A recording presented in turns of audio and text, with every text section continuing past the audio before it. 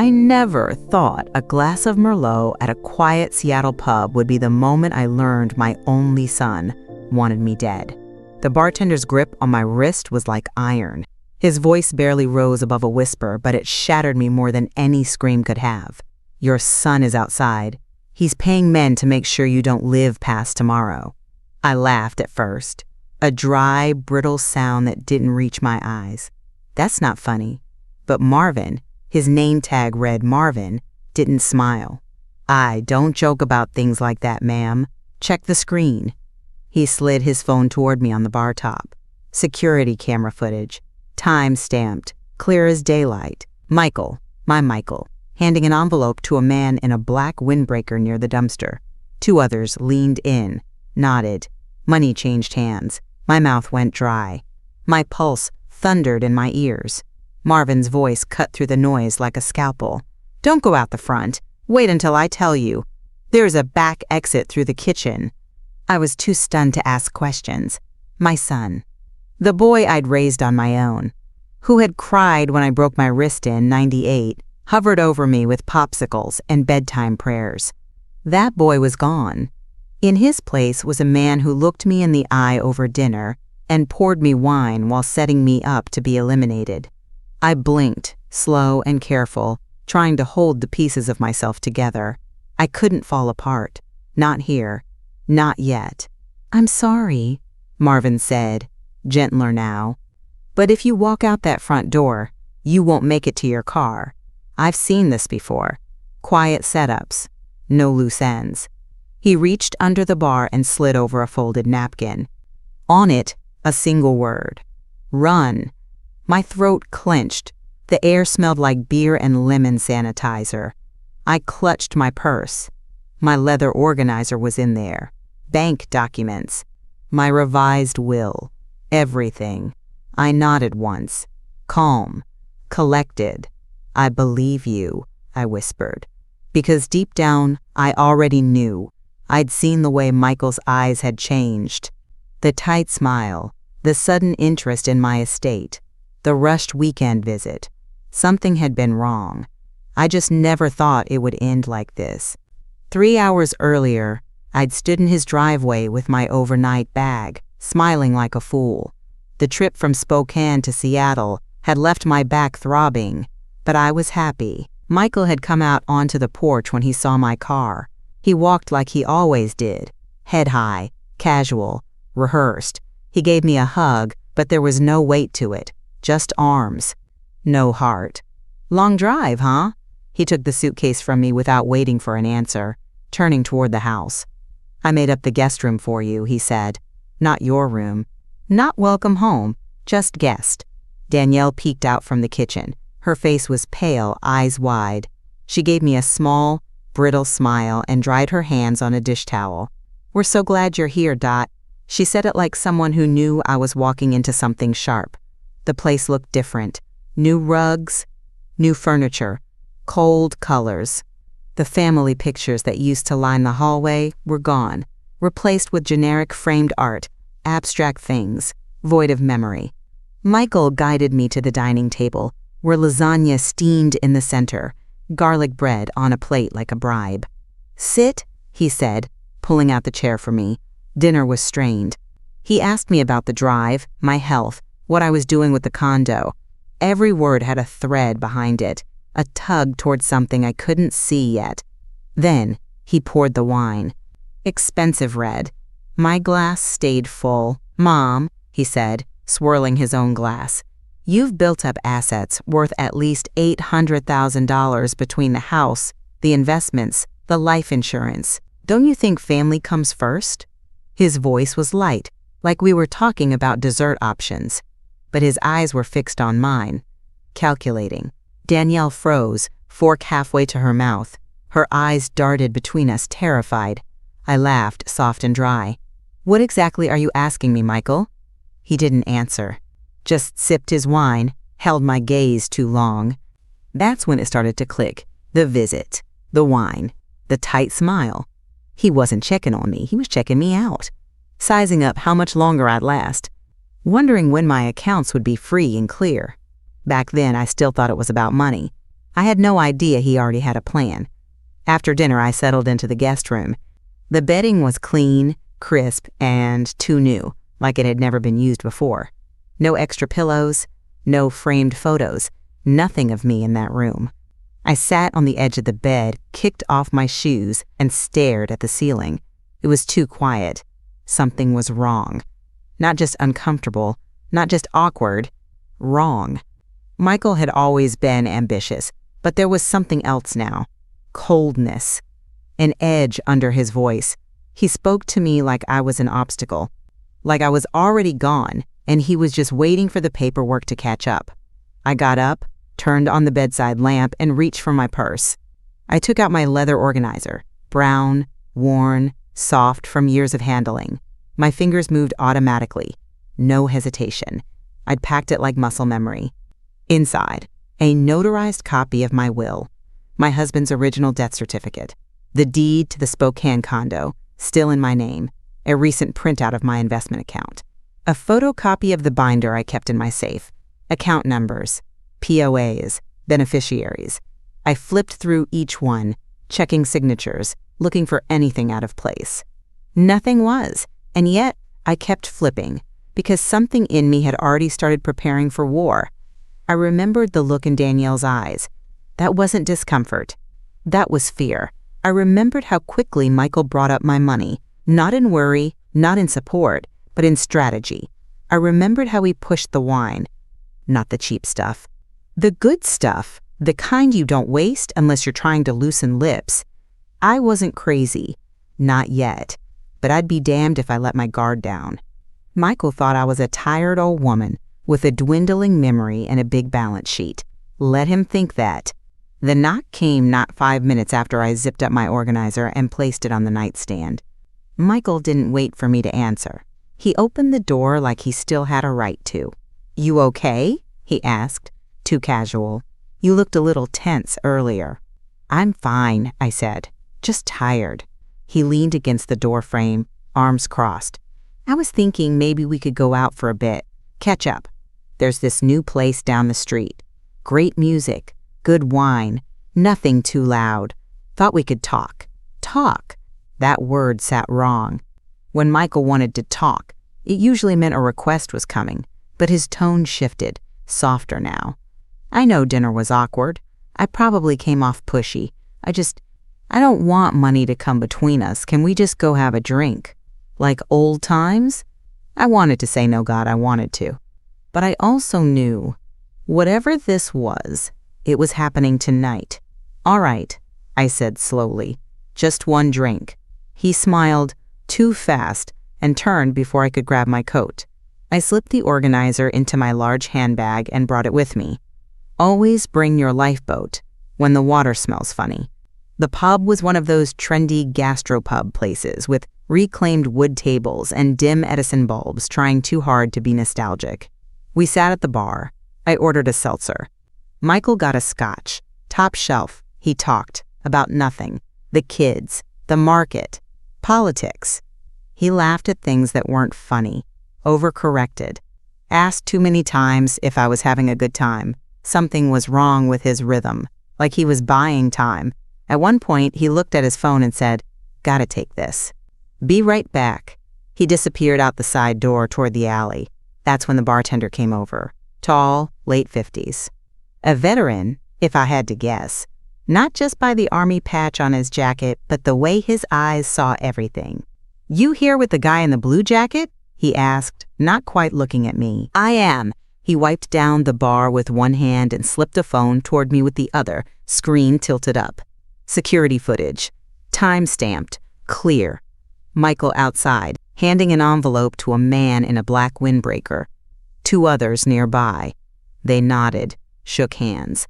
Money. The bartender's voice was calm but final. "This is a setup," he said. "They're here for you."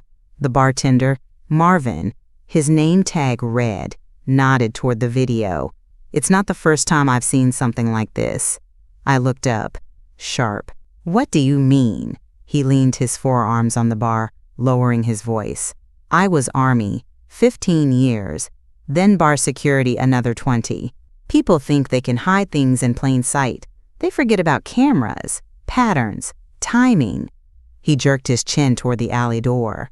You see how that guy with the white shoes doesn't talk? Just watches. That's a tailman, hired muscle, meant to make sure the job gets done clean. I didn't want to understand what he meant, but I did. Michael wasn't meeting someone. He was coordinating. He was timing. I forced myself to breathe. Why tell me? Marvin didn't flinch. Because I've seen too many women your age fall for that. Sweet son, routine while their name gets attached to things they never asked for. Because you didn't panic. And because when I asked if he was with you, your eyes didn't lie. His did. I clenched the strap of my purse. What do I do? He nodded once. There's a side exit through the kitchen. I'll walk you there. Don't go out the front. Your car's likely marked. My hands were steady now. Cold, but steady. My mission was clear. Survive tonight. Protect Danielle and the children. And stop Michael from turning my life's work into blood money. I didn't know how long I had before they noticed I was missing. Marvin led me through the narrow hallway behind the bar, past crates of bottled cider and a dishwashing station. He handed me a coat. Too big, camouflage print, probably from his own locker. Wear it out. Pull up the hood. Keep your face down. I nodded. My body felt like it was moving on old instincts, habits from raising a child alone in the fee, 80s, with no backup and no time to cry. You get sharp or you get broken. In the alley, the air hit me like a slap. Damp, cold. The stench of grease from the kitchen vent stuck to my skin. Marvin stopped just before the door opened. You've got maybe 5 minutes, tops. I've seen those guys before. Paid muscle. They don't ask questions. You disappear, they get paid less. He met my eyes. Don't go home. Don't go back to his place. You need a buffer. Somewhere safe to think. I nodded, heart thudding in my ears. Thank you, he shrugged. We don't let people get hunted in my bar. The door creaked open. I slipped out into the night, hood up, coat swallowing my shape. I didn't look back. Survive tonight. I didn't care if I had to sleep in my car or call an old friend at midnight. I wasn't dying in an alley because my son couldn't wait for a will to clear. Protect Danielle and the children. She'd known something. The way her eyes pleaded with me at dinner. The way she gripped the serving spoon like she was afraid to speak. If he could do this to me, she wasn't safe either. Stop Michael. He thought the money was already his. That I was just a signature on the last page. But I still had every document. Every copy. Every code and clause and date. He wanted to clean the books and bury the evidence. I was the evidence. The alley was slick with rain. I kept to the shadows, counting steps out of habit. 12 paces to the dumpster. 8 more to the corner. I didn't run. Running draws attention. I walked like I belonged, like I knew where I was going. But I didn't. Not yet. There was a bus stop at the end of the block. Closed for the night. I crouched behind a white van parked along the curb, the engine still ticking as it cooled. My breath fogged in the air. That's when I heard him. Michael, his voice, too loud and too familiar. She always parks behind her condo. Blue Toyota, same spot every night. He was close, maybe half a block. The sound bounced off the buildings, clear as a bell in the damp night. I froze, heart in my throat. He was describing my routine, my habits, things only someone who'd been watching for a long time would know. She keeps the key fob in her left coat pocket. She's had the same habit since I was a kid. My knees ached, crouched on concrete. But I didn't move. I didn't dare. I told you, Michael added, his voice harder now. In and out. Nothing messy. We can't afford messy. Every word was a nail in the coffin he was building for me. I stayed low, tucked behind the wheel well, as their voices drifted closer. They hadn't seen me. Not yet. But they were confident. Too confident. 200,000 now, Michael said. Another 500,000 after the inheritance clears. I didn't even flinch. I just listened. His voice wasn't anxious or hesitant like it had been earlier over dinner. It was smooth now. Cold. Like this was just a transaction. Like he was buying a goddamn dishwasher. You sure she's worth that much? One of the men asked. She's liquid. Stocks, bonds, insurance. Clean. I get access as soon as the paperwork finalizes. You just make it happen." My stomach turned, but my mind stayed sharp. I watched their feet. Black boots, scuffed soles, someone's white Nikes with a tear near the heel. I'd always been good at noticing the things people missed. Little inconsistencies. That was what bookkeeping had trained me to do. See what doesn't belong. The scariest thing wasn't that Michael was trying to have me killed. It was how easy it came to him. His tone didn't shake. His words didn't falter. The boy I once taught to ride a bike, the one who cried when his goldfish died, was gone. In his place stood a man calculating the value of my death. He had weighed my life against the mortgage, the tuition, the lake house fantasy he couldn't afford. And he had decided. I was in the way. I gripped my purse tighter. It was absurd, almost funny. The years I spent saving receipts, tracking interest rates, teaching him to balance a checkbook when he was 12, all so he could one day pay off hitmen with that same icy efficiency. "You said she drinks wine," one of them muttered. "You want it to look like a heart attack?" Michael paused. "I don't care what it looks like. Just don't make it public. I don't need an investigation." A long silence. Then, "We'll handle it." Their footsteps moved off. Not far, but enough for me to breathe again. I exhaled slowly and adjusted the strap of my bag. My wedding ring caught the streetlight. The same one my husband slipped on my hand 50 years ago. I turned it once, like a prayer. Or maybe a vow. He wanted me to die tonight, but I had other plans. By the time their voices disappeared into the night, I was already moving, low and quick between parked cars, keeping to the shadows. My knees barked in protest, but I didn't stop. I couldn't afford to. I found a side street and kept walking, 3 blocks, maybe 4, until I hit a main road. Only then did I call a cab. Not a rideshare, nothing that left a digital trail.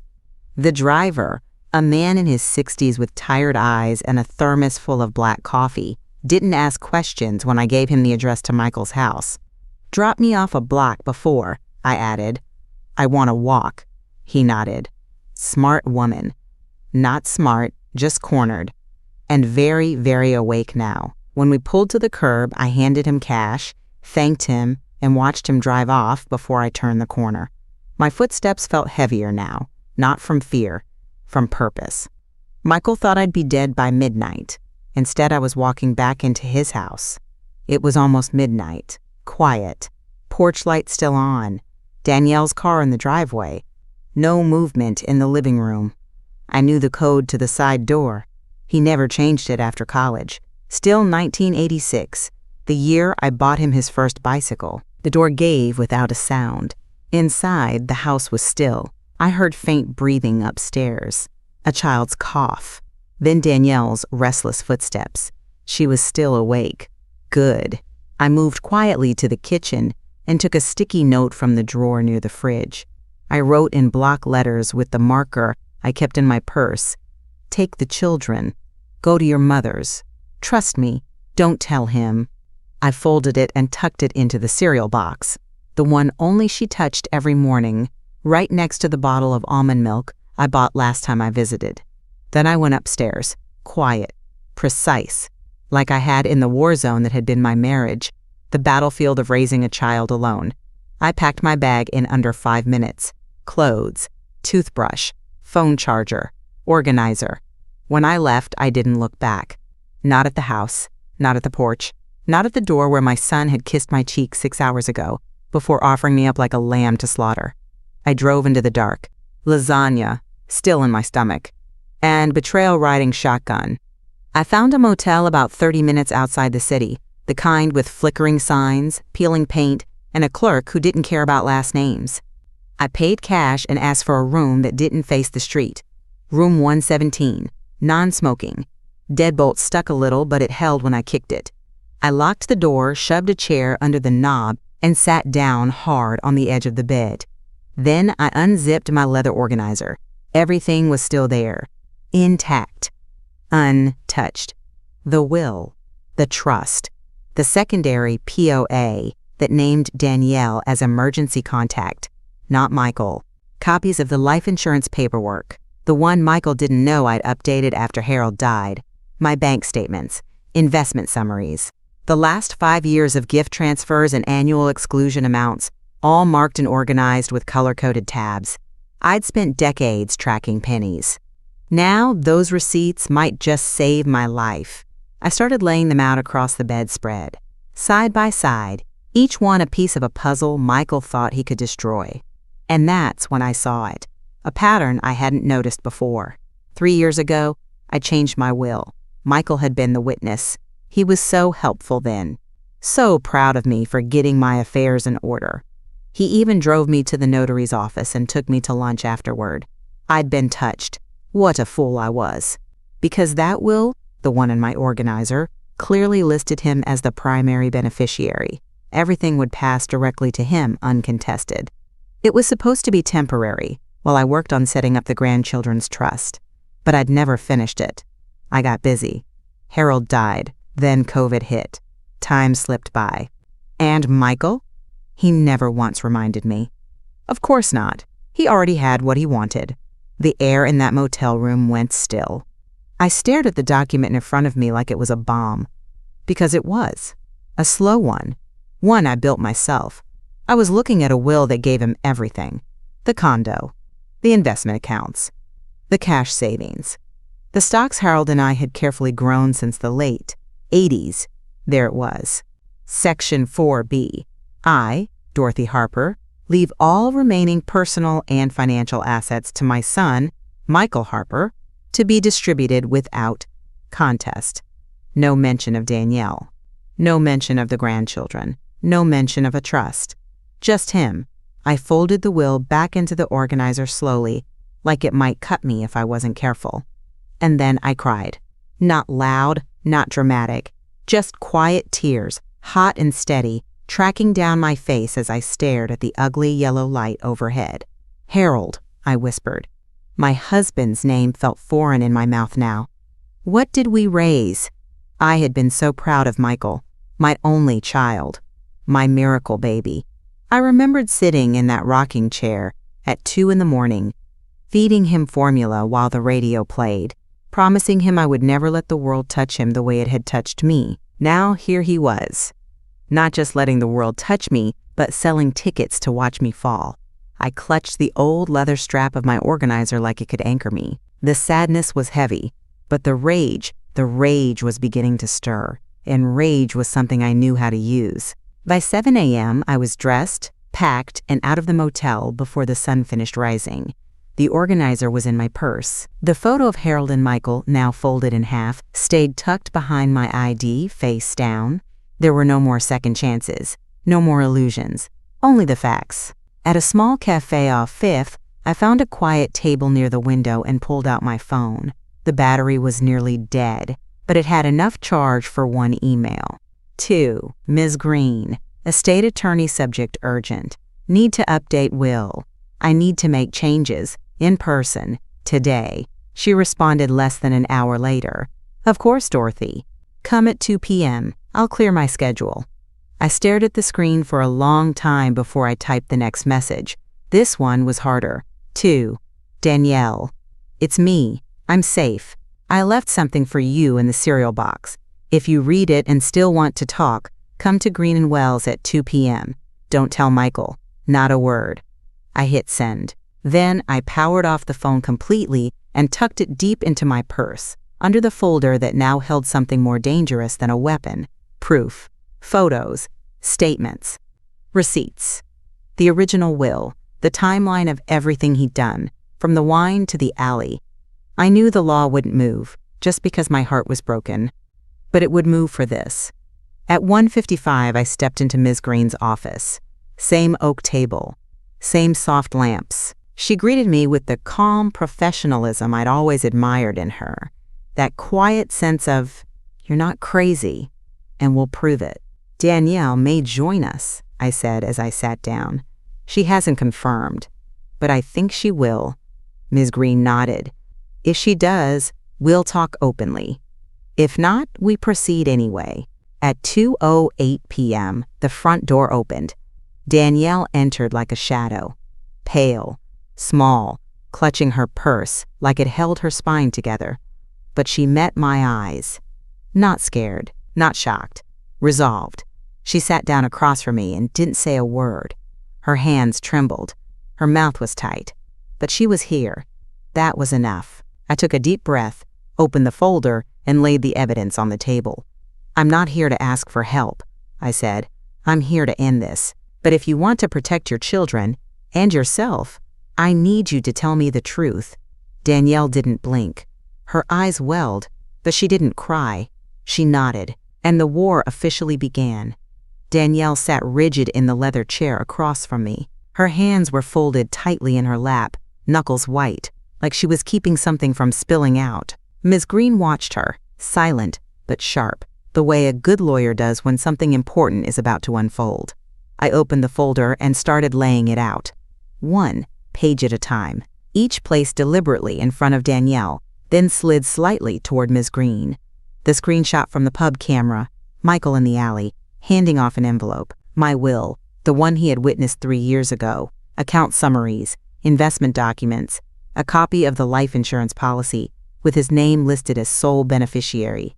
Danielle stared at each piece like it was a live wire. She didn't touch them. But she didn't look away. When I reached the note I had tucked into the cereal box, the copy I had made for myself, I paused. "I knew you were scared," I said. "That night, over dinner, when he brought up the money, the way you looked at me," I shook my head slowly. "You knew what he was capable of, didn't you?" Danielle closed her eyes, just for a moment, then opened them. "Yes," she whispered. "But I didn't know it had gotten this far. I thought he was just talking. Angry. Desperate." Ms. Green leaned forward. "Mrs. Harper, do you have any reason to believe your husband was planning to harm your mother-in-law?" Danielle looked straight at her, then straight at me. "Yes," she said. "He didn't say it outright, but he kept bringing up how unpredictable your health was, how it wouldn't take much for you to slip away quietly." Her voice cracked on the last words. She wasn't putting on a show. This wasn't for pity. It was guilt. "I tried to tell him it was wrong," she added. "I told him we could figure things out, downsize, sell the second car, anything. He just changed. He's not the man I married anymore." I nodded, because I knew that feeling. Danielle took a breath. "I want to help. I want to protect the kids. Just tell me what to do." "He doesn't know we're here?" Ms. Green asked. I shook my head. "I haven't spoken to him since I left the pub. As far as he knows, I ran scared." Danielle looked down at her lap. "He asked if I'd seen you. I said no. He believed me." "Good," Ms. Green said. "We don't alert him yet. We build everything airtight. We do this the right way." She pulled a fresh legal pad from her drawer, clicked her pen once, and began writing. "We'll start by drafting a formal affidavit of Danielle's statement and attaching the photographic evidence. I'll contact a colleague of mine in the district attorney's office, discreetly. She handles elder abuse and estate fraud cases." She looked at both of us with calm authority.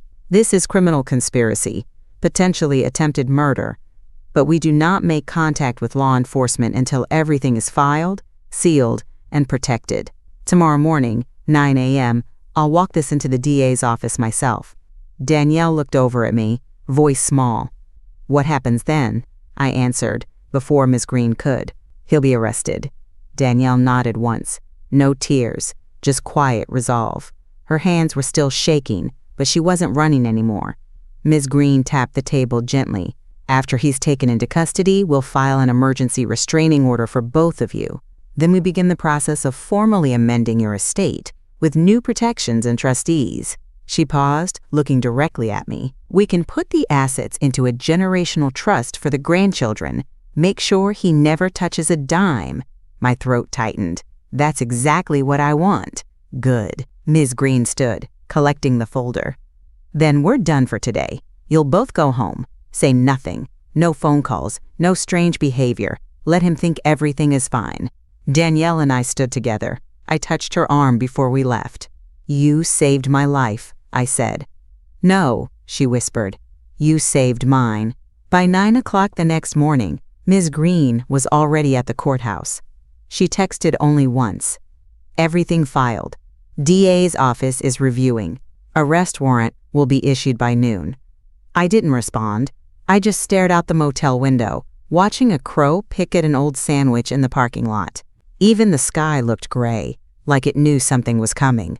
Danielle was staying at her mother's now, just outside Bellevue. We agreed to keep communication minimal until it was over. Too risky, too many eyes on her. At 11:43 a.m. the call came. Unknown number. I picked up. This is Officer Branner with the Seattle Police Department. Is this Dorothy Harper? Yes. I'm calling to inform you that Michael Harper has been taken into custody. He was arrested at his home without incident. We're initiating formal charges of conspiracy to commit murder, attempted insurance fraud, and financial exploitation of a vulnerable adult. You'll be contacted shortly by the district attorney. I didn't breathe for a full 5 seconds, not out of fear, out of relief. Thank you, I whispered. The line went dead. I turned off the phone, folded my hands in my lap, and let the silence settle in. The kind of silence you only get after a hurricane. The wreckage is still fresh, but at least the wind has stopped howling. By afternoon, it was already spreading. Word spread faster than wildfire in a dry field.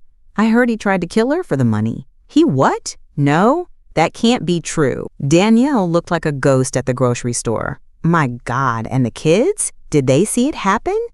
The facts didn't matter. What mattered was this: the story had broken. And for once, I didn't have to say a damn word. Danielle's mother took her in, without hesitation. A tiny house with yellow siding and a front porch that smelled like coffee and old wood. The boys had bunk beds again. Danielle slept in the guest room. I visited only when asked. Quietly, respectfully. The children didn't know the full story. Not yet. But they'd stopped asking about their father.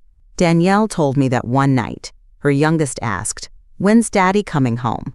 She said she just stared at the ceiling and whispered, "Not for a while, honey." No more lies. Not from her. Not from me. Michael's mugshot made the local news that evening. Late night segment. Bottom of the hour.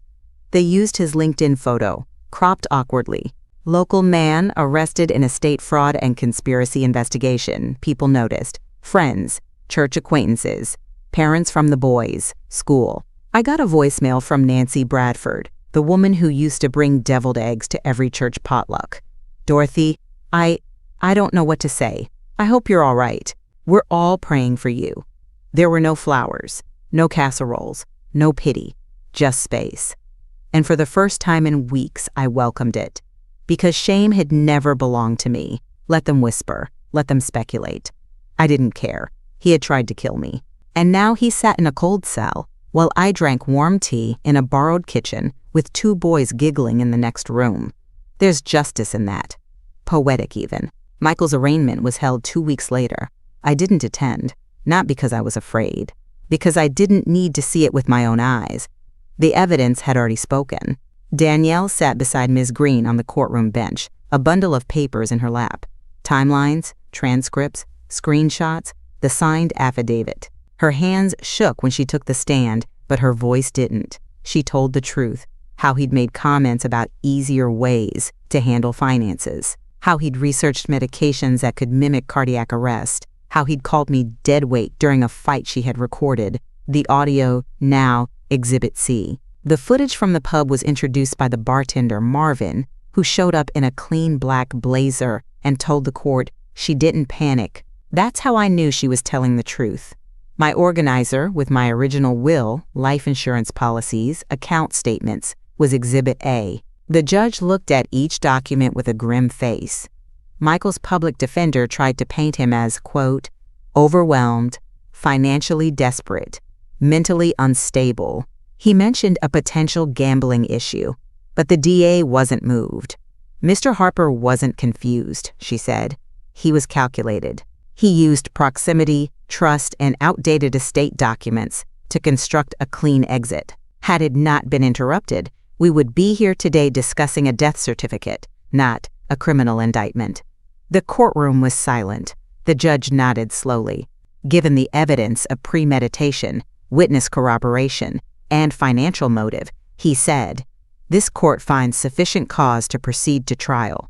Bail is denied. Michael didn't look up. I saw the footage online later. Him being led out in cuffs, shoulders hunched, face pale, mouth tight, like he was the victim. That same manipulative smirk he used as a teenager when he got caught lying about grades. Except this time, there would be no grounding, no second chance. Just charges: conspiracy to commit murder, attempted insurance fraud, financial exploitation of a vulnerable adult witness, tampering, preemptive estate manipulation. They hit him with everything. Danielle filed for divorce the next day, and I signed a new will with Ms. Green as witness. No family involved. My assets now sat safely in a generational trust, locked until my grandchildren turned 25, with Danielle as custodian and oversight protections in place. He would never touch a dime. The house in Spokane was being cleaned. I hadn't decided if I'd go back, but I knew one thing for sure. Michael Harper was no longer my problem. He was the state's.